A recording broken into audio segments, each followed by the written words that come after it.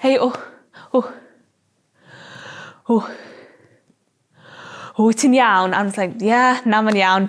Ma fi'n atal dweud yn normal.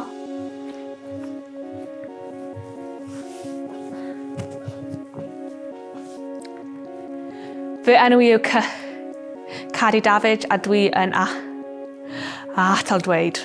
Mae atal dweud yn effeithio pobl gwahanol ar gwahanol lefelau. I fi yn bersonol, mae fe yn cymysgedd o yr air Dyma yn dod mas o'r ysgyfaint ac yn dod yn stuck yn y gwddwg neu yn y ceg mae fe yn dod yn stuck a dyw y cyhyrau ddim yn fodlon symud fel maen nhw eisiau, let's just say. Dyna be maen nhw'n galw bod yn overt stammer. Mae covert yn a lot fwy subtle, ble maen nhw yn defnyddio ffyrdd gwahanol i cyfro lan y ffaith bod nhw yn atal dweud. I fi, mae fe'n fwy ffysegol, ond mae fe yn mindset tu ôl iddo fe fyd yn amrywio ar fy mood ar y dydd, i pwy dwi yn siarad efo, neu yr awyrgylch. I fi yn bersonol, dwi yn mynd trwy cyfnodau ble dwi'n mynd yn dda iawn, a wedyn dwi ddim mor dda. Os dwi yn fwy cyfforddus yna,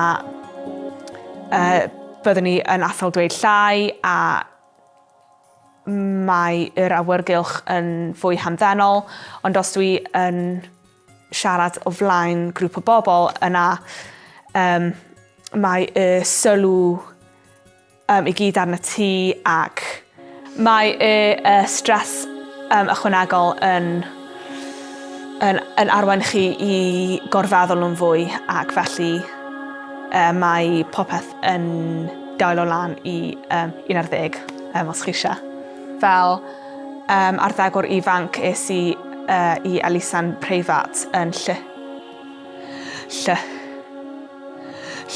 Llundain ac roedd hwnna yn rhoi mwy o ffocws ar y mindset tu ôl a trio bod yn fwy cyfforddus efo atal dweud, ond o'n nhw ddim rili yn rhoi sgiliau i fi allu reoli e. A wedyn yn fwy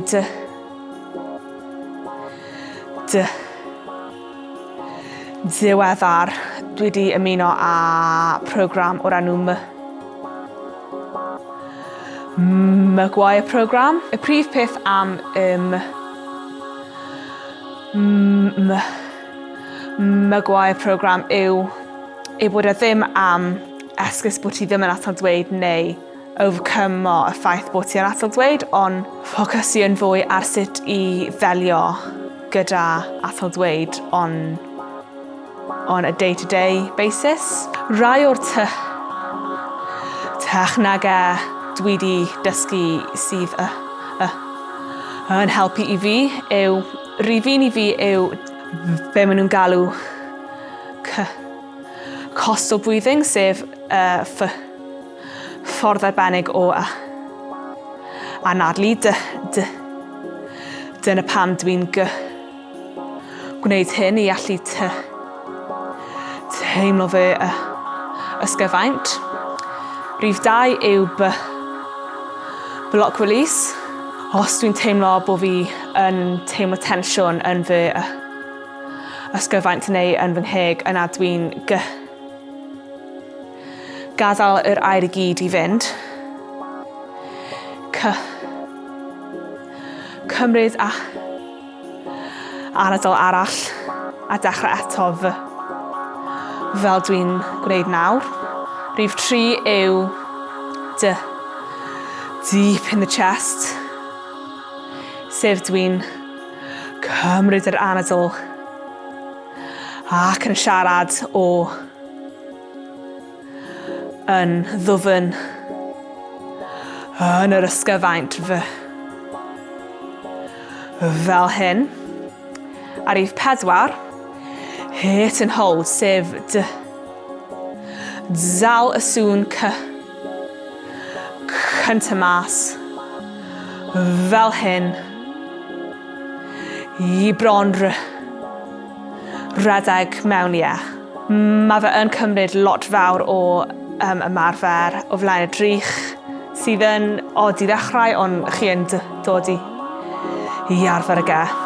Dwi'n meddwl bod pobl yn naturiol yn meddwl achos bod rhywun yn atal dweud eu bod nhw yn nerfus a bod yna rhyw fath o link rhwng emosiwn ac atal dweud, dyw hwn ddim yn wir lot fawr iawn o'r amser. Bydd pobl yn mynd, hei,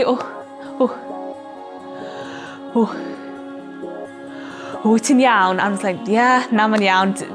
Like, ma fi'n atal dweud yn normal. Dwi yn mwynhau bod o gwmpas lot o bobl. Dwi yn extrovert a dwi'n hoffi siarad. Pan mae'n dod I gorffen brawddeg y pobl, I fi yn bersonol, 90% o'r amser, mae gwell gen I gorffen fy mrawddeg fy hunan. Ac mae fe yn amlwg bod ti'n gwybod be dwi eisiau dweud, ond achos dwi mor stubborn dwi eisiau dweud fy hunan. Mae pobl yn atal dweud yn lot fwy cyffredin, dwi'n meddwl na mae pobl yn meddwl.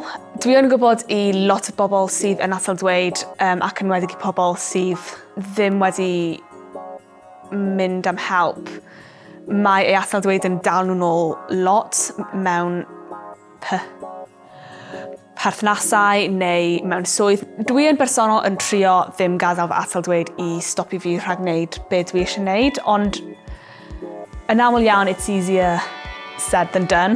Roedd yna cyfnod yn fy mywyd ble o'n I wedi derbyn bod yna sawl swydd byddwn I siŵr o fod beth yn mynd I allu wneud, a dwi'n meddwl bod hwnna dal yn weddol wir I ryw raddau, ond dwi'n meddwl bod y byd yn dod yn lot fwy accommodating ac yn fwy bodlon I newid rheolau I fod yn fwy hyblyg ac I wneud y playing field yn fwy lefel, fel fy mod I dal yn gallu cael yr un cyfleoedd. Y prif peth i'w wneud os chi yn dod ar draws rhywun sydd yn atal dweud yw jyst bod yn amyneddgar, cael cyswllt